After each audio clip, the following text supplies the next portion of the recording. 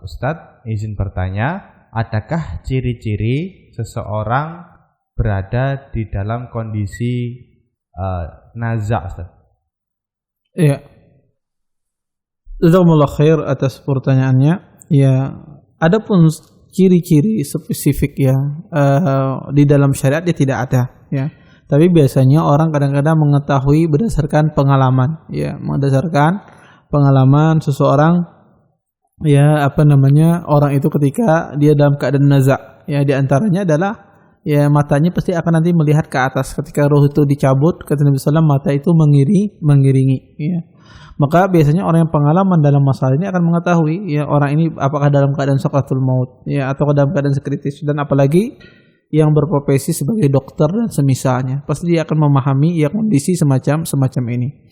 Nah, adapun kalau ditanyakan secara medis ya bagaimana cara ciri-ciri orang nazar ya saya tidak tahu ya. Tetapi insyaallah orang yang berpengalaman dalam masalah ini ya seperti dokter dan semisalnya, tentu mereka akan lebih paham ya ciri-ciri orang ketika dalam keadaan naza atau ketika dalam keadaan sakaratul maut. Wallahu a'lam. Jazakumullah khairan Ustaz atas jawaban yang disampaikan. Pertanyaan selanjutnya, Ustaz izin bertanya, Ustaz, air sungai apakah boleh digunakan untuk bersuci?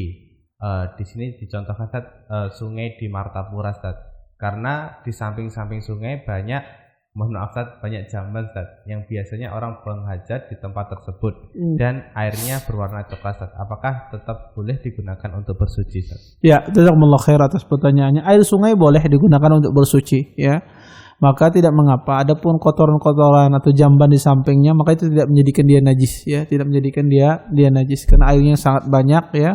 Maka ya air sungai tidak mengapa digunakan untuk bersuci, walaupun di sana ya kadang ada sebagian orang kadang buang kencing ya, buang hajat ya, maka itu tidak mempengaruhi kesuciannya karena airnya begitu banyak ya, airnya begitu banyak dan airnya mengalir ya, sehingga ya tidak mengapa seseorang menggunakan air sungai untuk bersuci seperti berwudu, mandi junub, mandi besar, maka tidak mengapa.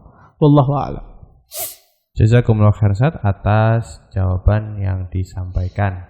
Pertanyaan selanjutnya, barakallahu fikum Ustaz. Beliau bertanya tentang derajat hadis keutamaan salat duha dapat menambah rezeki Ustaz. Pertanyaannya, Ustaz, apakah sahih hadis keutamaan salat duha dapat menambah rezeki Ustaz? Syukran jazakumullah khair. Ya, jazakumullah khair atas pertanyaannya. Wallahu a'lam. Ya, saya tidak pernah mendengar hadis tersebut. Wallahu a'lam. Saya tidak tahu tentang derajat hadis ini. Wallahu a'lam. Pertanyaan selanjutnya, Ustaz, saya ingin bertanya masalah zakat harta Ustaz. Apakah zakat harta itu hanya untuk emas atau uang saja? Saya punya emas dan uang tabungan yang jika digabung mencapai nisab 85 gram emas. Apakah itu sudah wajib zakat Ustadz? Kemudian apakah uang yang ada di BPJS Ketenagakerjaan juga bisa dimasukkan dalam perhitungan zakat? Jazakumullah khairan, barakallahu fikum. Ya. Jazakumullah khair atas pertanyaannya. Ya, pertama ya, seseorang jika dia memiliki harta ya, hartanya terdiri dari misalnya uang ya, kemudian uang yang disimpan ataupun uang yang ada di rumah, maka itu uang itu bagian dari zakat harta, bagian dari zakat harta. Ketika dia mencapai nisab, maka dia dikeluarkan zakatnya, baik itu uang yang disimpan di bank ataupun di tempat sesuatu ya, di koperasi misalnya, maka itu dimasukkan dalam perhitungan harta zakat kita. Adapun emas ya, terjadi perselisihan di kalangan para ulama. Apakah emas itu wajib dizakati ataukah tidak? Ya. Tapi jika seandainya emasnya itu emas yang diperjualbelikan ya, seperti emas balok dan semisalnya, tidak dipakai untuk perhiasan dan semisalnya, maka ulama sepakat itu wajib dizakati. Maka itu kalau Anda memiliki emas balok misalnya, maka itu dimasukkan dalam jumlah uang Anda tadi ya. Tetapi kalau seandainya emasnya adalah emas yang berupa perhiasan seperti gelang, kalung, anting dan semisalnya, maka terjadi khilaf di kalangan para ulama. Apakah ada zakatnya atau tidak? Ya, sebagian ahli ilmu melihat itu tidak ada zakatnya. Ya, emas yang dipakai. Sebagian ulama yang lain melihat itu ada zakatnya. Ya, berdasarkan hadis ya, Nabi SAW berkata kepada seorang wanita, "Ayasuruki ayalbasikallah yaumal qiyamah siwaraini minan nar. Kata Nabi sallallahu, maukah engkau, senangkah engkau kalau seandainya nanti di hari kiamat Allah pakaikan di kedua tangan itu gelang dari api neraka, ya, karena dia memakai gelang, ya, kemudian tidak dia dikeluarkan zakatnya. Kemudian wanita ini mengatakan huma lillahi wa rasulihi, ya, kata wanita ini sesungguhnya ini untuk Allah dan rasulnya, ya. Maka kata para ulama berdasarkan hadis ini bahwasanya gelang emas itu wajib dijakati, ya, dan ini pendapat yang paling berhati-hati, ya. Pendapat yang paling berhati-hati dalam masalah ini adalah seseorang jika seandainya dia memiliki perhiasan emas maka dia wajib dijakati. Maka ini kalau kita mengambil pendapat ini maka itu digabungkan dengan hartanya, ya, dengan harta bendanya, yaitu berupa uang. Karena pada diri seseorang tidak ada dua zakat dalam harta benda, ya, tidak ada dua zakat di dalam harta benda. Artinya ketika Anda berzakat uang kemudian mengeluarkan lagi zakat emas, tidak. Jadi digabungkan, ya, digabungkan karena tidak ada dua zakat dalam harta benda. Wallahu a'lam. Jazakumullah khairan Ustaz atas jawaban disampaikan. Dasa RGM, kami masih menunggu pertanyaan dari Pian di rumah. Silahkan layangkan pertanyaan melalui via pesan WhatsApp di nomor 0822 1199 0937 supaya bisa kita bacakan di kesempatan di malam hari ini. Pertanyaan selanjutnya Ustaz. Ustadz, pada usia berapakah sebaiknya orang tua memakaikan jilbab, Ustadz? Memakai jilbab untuk anak perempuannya, Ustadz. Baik. Jazakumullah khair atas pertanyaannya. Yang jelas, ya, memakai jilbab itu wajib, ya, bagi wanita yang sudah anak itu sudah balik, ya. Ketika dia sudah balik wajib dipakaikan jilbab. Tetapi jika seandainya belum balik maka tidak ada kewajiban, tetapi bagus dia dibiasakan, ya, anak-anak tersebut untuk berjilbab, ya, dibiasakan disuruh untuk berjilbab. Walaupun kita tidak boleh memaksa orang tua, ya, untuk memaksa anak yang masih kecil disuruh, ya, pakai jilbab, pakai cadar misalnya, maka tidak, ya. Maka kita jelaskan saja ke mereka bahwasanya jilbab itu kalau wanita itu harus tutup kepalanya ketika keluar rumah dan semisalnya. Tetapi itu sekedar kita pemberitahuan anjuran, ya, tidak ada paksaan, ya, tidak ada paksaan. Maka dibiasakan dari sejak kecil itu bagus, ya. Tapi kalau seandainya tidak pun ya tidak mengapa, karena asalnya boleh, ya, anak-anak itu untuk tidak pakai jilbab, ya.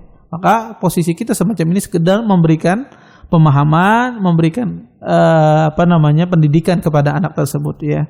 Kalau seandainya dia mau dipakaikan, mau senang dia, maka alhamdulillah. Kalau seandainya dia tidak mau, panas katanya misalnya, saya ingin ini, maka juga tidak mengapa, ya, tidak mengapa. Tetapi ketika dia sudah timbul, ya, anak itu besar, kemudian bisa menimbulkan fitnah karena dia sudah besar, di sini kita sebagai orang tua memaksa dia untuk memakai jilbab, ya, memakai jilbab. Tapi kalau anaknya masih kecil, ya, maka sekedar kita beritahu aja, ya, pembiasaan. Kalau seandainya dia tidak mau, ya tidak mengapa, ya, karena tidak ada kewajiban bagi anak kecil untuk berjilbab. Wallahu a'lam. Jazakumullah khairan Ustaz atas jawaban yang disampaikan. Pertanyaan selanjutnya, Ustadz izin bertanya, bagaimana cara kita menasehati teman untuk melaksanakan sholat, Ustadz? Ya, jazakumullah khair atas pertanyaannya. Cara menasihati teman agar mereka melaksanakan sholat, ya, tentu saja kita nasihati dengan cara lemah lembut, dengan hikmah, ya, agar dia mau sholat. Kemudian juga mungkin, ya, kita perdengarkan dia, ya, ustadz-ustadz, ya, ceramah-ceramah ustadz yang bagus, ya, yang bisa, yang memotivasi dia untuk sholat, ya. Maka mungkin dikirim, ya, di HP-nya, di WA-nya, ya, nge-share, ya, video-video, ya, yang membicarakan tentang keutamaan sholat, bahayanya orang yang meninggalkan sholat, ya, sehingga dia mungkin tersentuh, ya. Bisa jadi Anda kirim dengan bentuk video semacam itu. Ataukah Anda mungkin memberikan kitab, ya, atau buku-buku, ya, yang berbicara tentang masalah sholat, ya. Mungkin bisa jadi teman Anda ini adalah orang suka membaca, misalnya Anda kasih buku sehingga dia baca buku tersebut, ya. Maka, ya, kita menasihati teman kita yang tidak mau sholat, maka kita lihat, ya, teman kita ini sukanya apa. Kalau sukanya membaca, ya kita kasih buku. Kalau teman kita ini sukanya misalnya suka lihat video, cuplikan-cuplikan video, ya kita share video-video yang berkaitan dengan tentang sholat, ya. Mudah-mudahan dengan video tersebut ya dia sadar ya bahwasanya ini tidak boleh.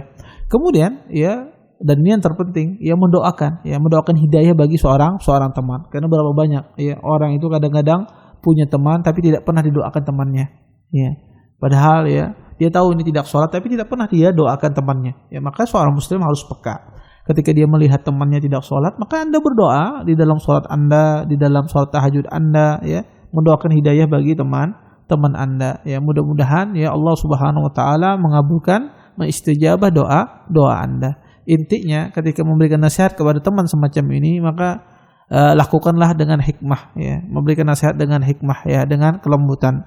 Karena pada asalnya ya, orang itu kalau dilembuti ya, pada asalnya kebanyakan orang itu menerima ya. Apakah tidak boleh seseorang itu keras ya, tegas misalnya? Boleh ya, boleh, tidak ada masalah. Kadang-kadang Nabi SAW menggunakan ya tegas ya, ketegasan. Kadang-kadang Nabi SAW lembut ya.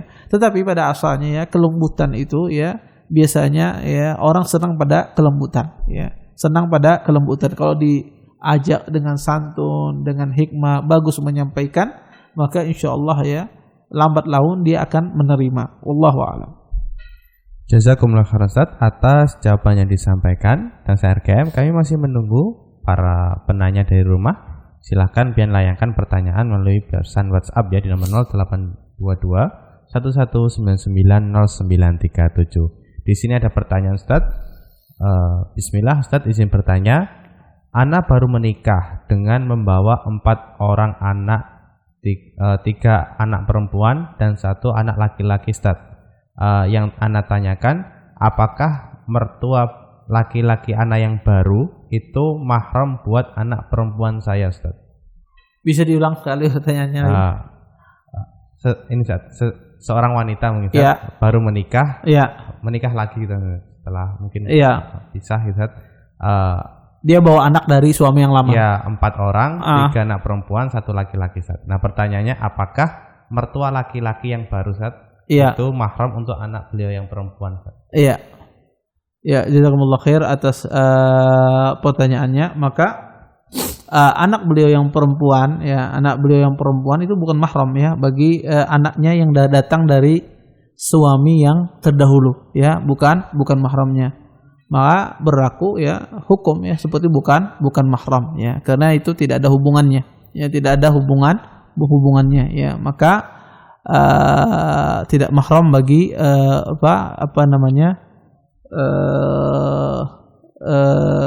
bagi mertuanya. Wallahu a'lam. Pertanyaan selanjutnya. Assalamualaikum Ustaz, izin bertanya. Adakah amalan sahih yang dicontohkan oleh Rasulullah SAW sebelum tidur? Jazakumullah khairan. Amalan sahih sebelum tidur? Iya. Sahih, amalan yang sahih. Iya. Amalan yang sahih adalah sebelum tidur kita disuruh membaca doa ya, berdoa ya, sebagaimana diajarkan oleh Nabi SAW, membaca zikir ya, membaca ayat suci Al-Qur'anul Karim ya, sebagaimana diajarkan oleh Nabi SAW. Itulah amalan yang dianjurkan oleh Nabi SAW sebelum tidur ya. Itu saja ya, tidak ada lagi amalan yang lain. Wallahu a'lam. Pertanyaan selanjutnya, barakallahu fikum Ustaz, apakah ada keutamaan khusus bersedekah pada hari Jumat Ustaz? Karena mengingat keutamaan hari tersebut Ustaz. Jazakumullah khairan. Apa keutamaan bersedekah di hari Jumat? Iya. Pertama, tidak ada dalil khusus ya yang berbicara tentang keutamaan khusus bersedekah pada hari Jumat atau keutamaan tertentu ya. Semua ada dalil yang berbicara tentang keutamaan khusus bersedekah pada hari Jumat, hadisnya lemah ya. Tetapi tidak dipungkiri bahwasanya hari Jumat itu adalah ya hari yang luar biasa bagi kaum muslimin. Karena itu adalah hari raya dalam sepekan bagi kaum muslimin ya. Kemudian pada hari Jumat juga ya berkumpulnya kaum muslimin ya. Tidak diragukan bahwasanya seseorang bersedekah pada hari tersebut maka sangat bagus sekali ya, sangat dianjurkan ya seorang bersedekah pada hari tersebut ya. Kemudian juga ya disebutkan ya dalam banyak riwayat ya keutamaan hari Jumat ya, keutamaan hari Jumat. Maka ya kalau ditanya secara khusus adakah keutamaan tertentu ya bersedekah pada hari Jumat, ya tidak ada. Ya, tetapi kita tidak mungkin hari Jumat itu adalah hari yang paling bagus dalam satu minggu, karena dianggap adalah hari raya bagi seorang muslim dalam sepekannya. Maka orang kalau bersedekah pada hari ini tentu saja bagus ya, tentu saja dianjurkan ya. Karena ini hari yang sangat agung bagi kaum muslimin. Wallahu a'lam. Jazakumullah khairan Ustaz atas jawaban disampaikan. Di sini ada pertanyaan. Ustaz izin bertanya, apa yang bisa dilakukan oleh seorang akhwat yang ingin menikah? Qadarullah ayah atau keluarga ayah tidak diketahui keberadaannya, Ustaz. Ayah dan keluarga ayahnya tidak diketahui keberadaannya. Ya, yang bisa menjadi walinya tidak tahu. Saudaranya nggak ada ya? Taib. Wallahu a'lam nggak saudaranya, Ustaz. Ya, jazakumullah khair atas pertanyaannya. Kalau seandainya ya tidak ketahui keberadaan ayahnya, kemudian keluarga ayahnya, kemudian jika seandainya akhwat ini tidak memiliki saudara, ia tidak memiliki saudara, maka di sini walinya adalah hakim. Ya, walinya hakim, maka hakimlah menjadi walinya. Tapi kalau seandainya tidak diketahui betul ya, tidak diketahui betul ayahnya, keluarga ayahnya ya. Maka jika seandainya tahu ada keluarga ayahnya, ya maka harus dia keluarga ayahnya tersebut menjadi wali, paman-pamannya ya atau saudara-saudara ayahnya. Tapi jika tidak diketahui keberadaannya dan dia tidak memiliki saudara ya laki-laki, maka di sini berpindah walinya adalah kepada seorang hakim. Maka hakimlah yang menikahkannya menjadi walinya. Wallahu a'lam. Kemudian Ustaz, kalau misalkan setelah dilakukan akad nikah kemudian walinya muncul itu gimana Ustaz? Apakah harus diulang? Jika seandainya walinya datang setelah menikah, maka nikahnya tetap sah. Ya, nikahnya tetap sah karena diberlangsungkannya nikah tersebut akibat ketidakberadaan mereka. Ya. Ketika adanya mereka, maka tidak mengganggu sahnya nikah tersebut. Ya, tidak mengganggu sahnya nikah tersebut. Tidak perlu diulangi akad nikahnya. Allahu a'lam. Pertanyaan selanjutnya, Ustadz izin bertanya, apakah berdakwah dengan lisan itu wajib Ustadz? Karena saya mengetahui beberapa ilmu yang saya ketahui. Akan tetapi saya tidak terlalu bisa ngomong bila mendakwahi orang. Dan kadang saya gugup atau grogi bila berbicara dengan orang lain. Apa yang harus dilakukan saat apabila berdakwah dengan lisan itu wajib, Ustaz? Ya, jazakumullah khair atas pertanyaannya. Pertama, hukum berdakwah secara umum tidak wajib. Ya, tidak wajib. Itu fardu kifai. Ya, fardu kifai. Dakwah itu secara umum hukumnya fardu kifai. Ya, tidak fardu ain. Ya, maka itu yang pertama. Kalau ada sebagian orang yang memiliki ilmu, ya, maka sudah cukup kalau seandainya ada sebagian melakukan dakwah. Ini yang pertama. Kemudian yang kedua, masalah berdakwah dengan lisan. Apakah harus berdakwah itu dengan lisan? Tidak harus. Berdakwah itu bisa dengan lisan, bisa dengan perbuatan, ya, bisa dengan kita mencontohkan perkara yang baik. Itu juga bagian dari dakwah. Ya, walaupun Nabi SAW mengatakan balighu anni walau ayah. Sampaikanlah kepadaku, ya, sampaikanlah dariku walaupun satu ayat. Menyampaikan apa yang diajarkan oleh Nabi SAW tidak mesti dengan lisan, bisa dengan perbuatan. Makanya Nabi SAW banyak sekali perkara agama ini Nabi SAW menyampaikannya cuma dengan perbuatan. Ya, beliau berbicara cuma sedikit, ya, banyak dalam perkara hal. Contoh misalnya di dalam perkara haji, apa yang dikatakan oleh Nabi SAW dalam perkara haji? Nabi tidak mengatakan tanggal 8 kalian harus gini, tanggal 9 Zulhijjah kalian gini, tanggal 10 kalian gini. Tidak ada Nabi SAW berbicara demikian. Tetapi apa yang beliau katakan cuma satu kata yang satu kalimat yang sangat sedikit. Apa kata beliau? Khudhu anni manasikakum. Nabi cuma itu saja mengatakan dalam masalah haji. Kata Nabi SAW, ambillah dariku tata cara berhaji, tata cara manasik. Kemudian siapa yang menukil tata cara haji Nabi SAW? Sahabat Nabi SAW. Di antaranya sahabat Jabir. Ya, Jabir, ya, hadis yang paling panjang dalam masalah haji. Ya. Beliau menukil, ya, secara detail haji Nabi SAW. Dan Nabi tidak banyak berbicara. Cuma Nabi mengatakan khudhu anni manasikakum. Ambillah dari aku tata cara berhaji. Seperti itu pula di dalam masalah salat. Dalam masalah salat, Nabi SAW sangat sedikit sekali perkataan beliau dalam masalah salat. Ya. Dan beliau mengatakan, "Shallu kama ra'aitumuni usalli." Kata Nabi SAW, salatlah kalian bagaimana aku salat. Dan yang menukil tata cara salat Nabi SAW siapa? Para sahabat Nabi SAW. Ya. Para sahabat Nabi SAW, Wa'il ibn Hujr, Abu Humaid As-Sa'idi, ya, mereka menukil tata cara salat Nabi SAW. Ini menunjukkan bahwasanya berdakwah itu tidak mesti dengan lisan. Bisa seorang berdakwah dengan perbuatan, menampakkan akhlak yang baik, ketemu sama orang salam, ya tersenyum, ya kemudian bersedekah, ya kalau kita diberikan kelebihan harta, maka itu bagian dari seseorang ya berdakwah dengan akhlaknya. Maka seseorang hendaklah dia berdakwah sesuai dengan kemampuannya. Kalau seandainya dia mampu dengan lisan, berdakwah dengan lisan, maka silahkan. Kalau seandainya dia tidak mampu dengan lisan, saya bisa dengan perbuatan, Ustaz, silakan. Saya tidak bisa dengan lisan, dengan perbuatan, ya, tapi saya punya harta, saya ingin berdakwah dengan harta saya, silahkan. Anda berinfak ya untuk keperluan ya pembangunan masjid, berinfak untuk mendirikan sekolah, ya silahkan. Kalau Anda memiliki kemampuan dalam harta, saya biasanya berdakwah semacam ini. Maka seseorang hendaknya ambil porsi masing-masing. Kalau seandainya porsinya adalah ya dalam bidang berdakwah, menyampaikan, maka berdakwahlah, tekuni bidang tersebut. Kalau seandainya antum ya jagonya dalam masalah berakhlak, ya menunjukkan perilaku yang baik di hadapan orang, maka itu antum tekuni, ya itu yang antum dakwahkan, itu yang kita tampakkan. Kalau yang satu ini, Ustaz, saya ini pintar cuma bisa berinfak, saya punya harta tapi saya tidak bisa ngapa-ngapain, maka gunakan harta antum di jalan Allah Subhanahu wa taala. Maka seseorang ia berdakwah sesuai dengan kemampuan yang dia miliki. Wallahu a'lam. Jazakumullah khairan Ustaz atas jawaban yang disampaikan. Di sini ada pertanyaan, Ustaz. Bismillah, Ustaz izin bertanya. Apa hukumnya membaca Al-Qur'an menggunakan smartphone tanpa berwudu dan menggunakan celana pendek, Ustaz, dan membacanya pun sambil berebah, Ustaz? Jazakumullah khairan. Ya. Jazakumullah khairan atas pertanyaannya. Pertama ya, di antara adab seseorang membaca Al-Qur'anul Karim ya, seseorang hendaknya dia memakai pakaian yang bagus ya. Maka itu di antara adab ya seseorang ketika kita membaca Al-Qur'anul Karim, karena ya Al-Qur'an itu kalamullah. Tentunya kita beradab dengan kalamullah. Kemudian yang kedua di antara adab ya juga kita membaca Al-Qur'an adalah disuruh untuk bersuci ya, disuruh untuk bersuci ya. Kemudian yang ketiga adalah membaca dengan concern ya, dengan khusyuk ya, bukan dengan leha-leha. Ya, ini di antara adab-adab seseorang membaca Al-Qur'anul Karim. Nah, kalau ditanyakan ya pertanyaannya adalah apakah boleh ya membaca Al-Qur'an tanpa wudu dan smartphone? Ya boleh. Ya, karena menyentuhnya bukan mushaf. Ya, kalau ditanyakan boleh atau tidak. Tapi kalau ditanyakan adab, maka kita disuruh untuk berwudu ya ketika seseorang membaca Al-Qur'anul Karim. Itu adabnya. Tapi kalau ditanyakan boleh apa tidak, ya boleh saja.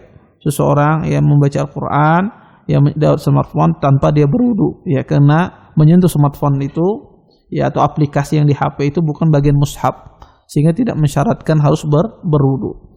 Kemudian ya, apakah membaca Quran boleh, Ustazkah ketika celana pendek saya membaca Al-Quran? Iya boleh, tidak dilarang. Tapi ini kita katakan dia tidak mengambil adab yang baik di dalam membaca Al-Quran Karim. Ya, sehendaknya seseorang membaca adab yang baik. Maka Imam Malik rahimahullah ya sangat perhatian beliau ya ketika beliau membaca Al-Quran. Ya, ketika beliau membaca Al-Quranul Karim, ya beliau memakai pakaian beliau yang paling bagus. Ya, ketika beliau membaca Al-Quranul Karim. Kenapa? Karena kalamullah ya, ini firman Allah Subhanahu wa taala. Kalau seandainya kita saja ya ada membaca instruksi dari gubernur atau instruksi ya, kita diperintahkan oleh atasan kita ya, maka kita akan datang dengan pakaian yang rapi ya, pakaian yang bagus ya. Itu kalau seandainya dengan manusia. Bagaimana ini firman Allah, kalamullah? Tentunya hendaknya kita memakai ya pakaian yang bagus ya ketika kita membaca Al-Qur'anul Karim. Apakah boleh membacanya sambil rebah-rebahnya? Boleh ya, tidak dilarang ya seorang membaca rebahan ya. Tapi hendaknya juga kita ketika membaca berusaha khusyuk dalam membacanya. Kalau capek tidak ada masalah. Seorang rebahan baca Al-Qur'an dia kecapean ya. Tetapi ya jangan setiap kali baca Al-Qur'an dia rebahan ya. Maka dia berusaha ya untuk khusyuk dalam baca Al-Qur'an. Tapi kalau dia kecapean ya atau sambil mau tidur dia murojaah, maka ini tidak mengapa.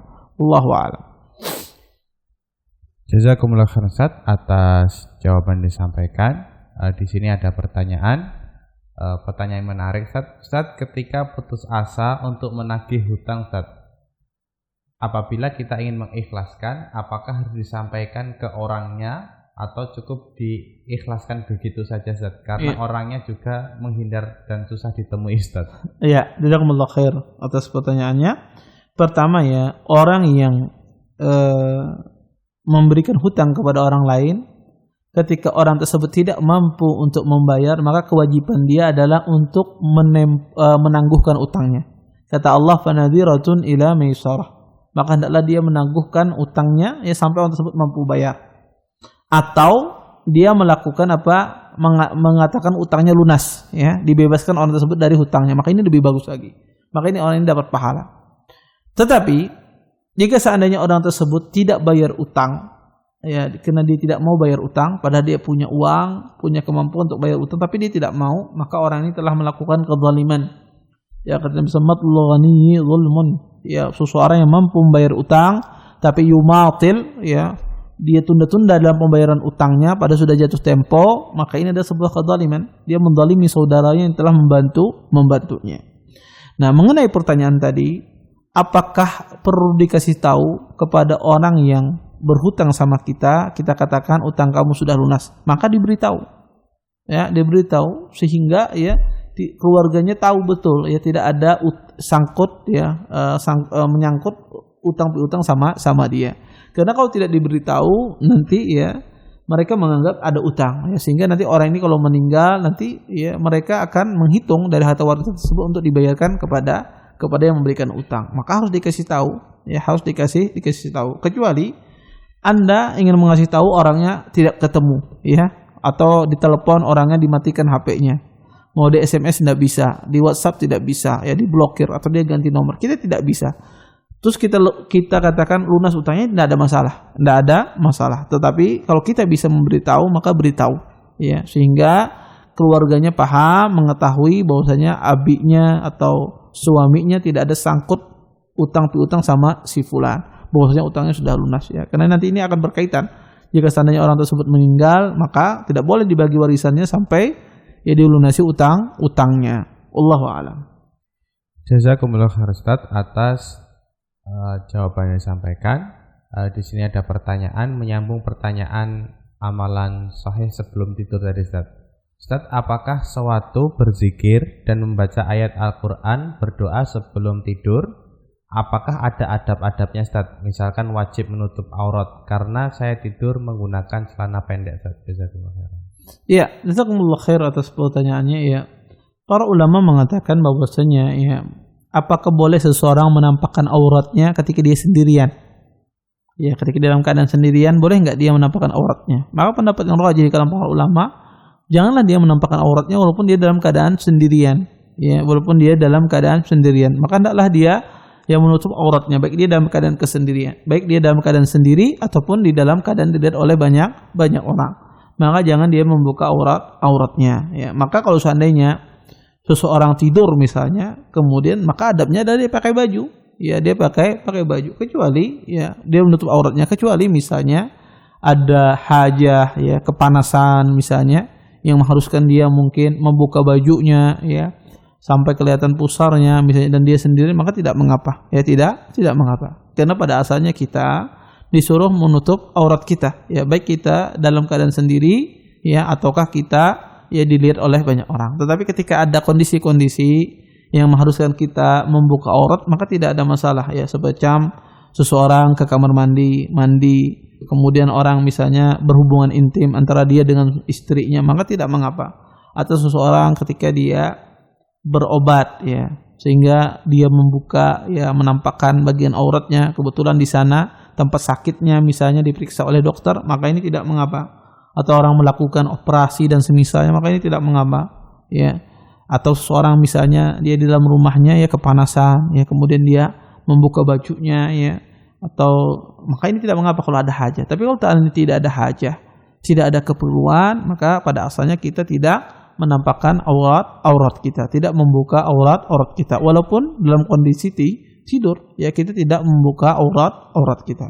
Tapi kalau seandainya ada hajat, kebetulan kepanasan, ya, harus dibuka bajunya, kalau tidak, ya, panas sekali nggak bisa misalnya, maka dalam kondisi semacam ini maka tidak mengapa. Wallahu a'lam. Jazakumullah khairan Ustaz atas jawabannya. Ana bacakan 2 pertanyaan lagi, Ustaz.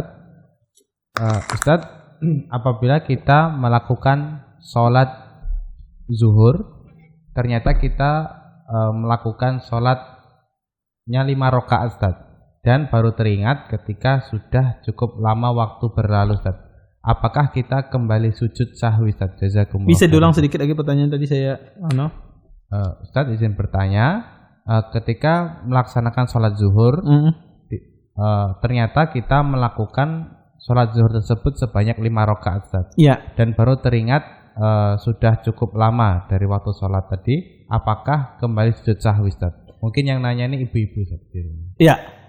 Kalau seandainya ya waktunya lama, ya dari sholat tersebut misalnya, ya ini lama ini relatif juga kadang-kadang, ya relatif kadang-kadang. Intinya gini, kalau seandainya dia melakukan aktivitas, ya sudah banyak lakukan aktivitas, ya habis sholat masak, tata krama, ngomong semacam, maka dia ngulang sholatnya. Ya kalau terjadi kesalahan di dalam sholatnya, ya entah itu rukun dan semisalnya.